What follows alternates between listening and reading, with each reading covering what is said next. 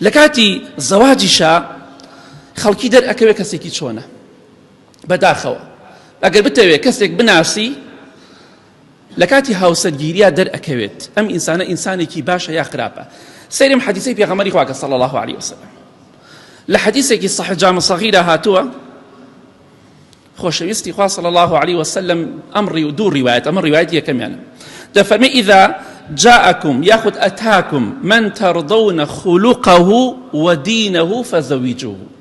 رواية شيء فرمي من ترضون دينه وخلقه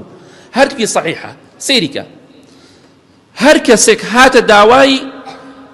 کچەکانتان خێزانەکانتان ئێوە لە ئەخلاق و ڕەوشتی ڕازی بوون ئەمجا لە دینەکەی.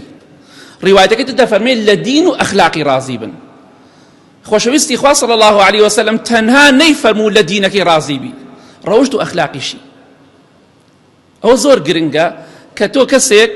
ڕەوشت و ئەخلاقیت بەدڵ بوو دینەکەیت بەدڵ بوو کەواتە پێغەمبەری خوا صلی الله عليه وسلم باسی ئەوەی کرد ئەگەر تەنها دیندار بوو نە ئەگەر ڕەوشت و ئەخلاق و هەڵس و کەوتیشیت بەدڵ بوو ئەبێ پرسیارە لە هاوڕێکانی بکە ئەم ئینسانە ئینسانێکی چۆنە باشە خراپە ئەو کاتە بۆ دەرئەکەوێت تەماشا دەکەی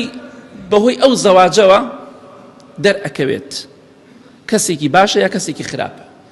پیاوێکی باشە ئافرەتێکی باشە یا پیاوێکی خراپە ئافرەتێکی خراپە. بۆیە بەڕاستی شایەتی هەر لە خۆتانەوە بۆ خەڵکی مەدەن کەسێ پرسیارتان یەکا فڵان کەس چۆنە فڵان ئافرەت فڵان پیاو تەنها بڵێن بەخوا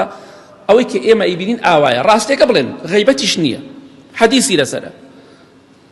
بەڵام بڵێ لە ماڵەوە چۆنە من نازانم حەقیقەت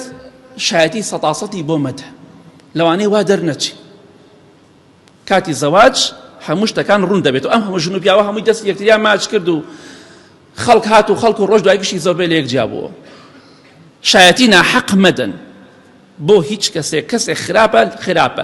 لارە بڵێن لارە ڕاستە بڵێن ڕاستە ڕەزیلە مەڵێن سەخیە شتەکان وەکو خۆی بڵێن یا قسە مەکەن یا قسەی ڕاست بکەن.